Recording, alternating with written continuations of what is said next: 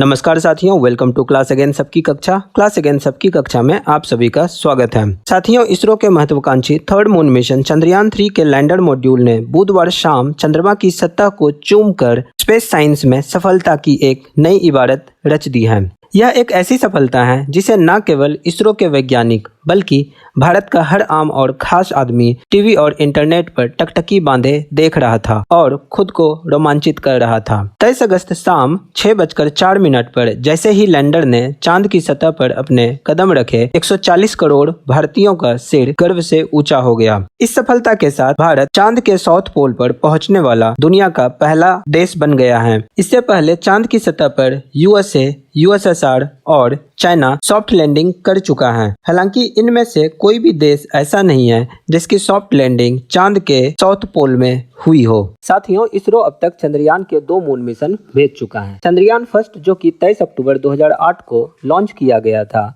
और 29 अगस्त 2009 तक करीब 312 दिनों तक चालू रहा था। इन्होंने चांद की 3400 से अधिक परिक्रमाएं पूरी की और इस दौरान यह चंद्रमा पर पानी की संभावना की खोज कर इतिहास रचने में कामयाब हुआ था। इसके बाद चंद्रयान 2, जो कि 22 जुलाई 2019 को लॉन्च किया गया था। 7 सितंबर 2019 को यह चांद के साउथ पोल पर सॉफ्ट लैंडिंग करने वाला ही था, लेकिन चांद की सतह से 2.1 किलोमीटर पहले ही यह क्रैश हो गया। लेकिन इसका लैंडर आज भी इसरो को डेटा भेज रहा है। और अब चंद्रयान 3 ने 23 अगस्त 2023 को शाम के 6:04 पर चांद की सतह पर उतरकर भारत ने इतिहास रच दिया है। साथियों, चंद्रयान 3 का विक्रम लैंडर, जो कि चांद की सतह पर लैंड करने वाला था, लैंड करने से पहले 30 किलोमीटर की ऊंचाई पर विक्रम लैंडर की मदद से इन्होंने पावर ब्रेकिंग फेज शुरू किया। 4 थ्रस्टर इंजन जो इसमें लगे हुए थे, इनकी मदद से चंद्रयान 3 की गति को धीरे की गई। 6800 मीटर की ऊंचाई पर आने पर 2 इंजन को बंद कर दिया गया। उसके बाद 150 से 100 मीटर की ऊंचाई पर आने पर लैंडर ने अपने सेंसर से चांद की सतह की जांच की। 67 मीटर पर सेकंड की रफ्तार से सॉफ्ट लैंडिंग के लिए नीचे उतरना शुरू हुआ और 18 मिनट में चंद्रयान के लैंडर मॉड्यूल की सॉफ्ट लैंडिंग सफलतापूर्वक पूरी कर ली गई। लेकिन साथियों, लैंडिंग को सफल बनाने के लिए कई बदलाव किए गए थे। सॉफ्ट लैंडिंग में मदद करने के लिए laser Doppler velocity meter sensor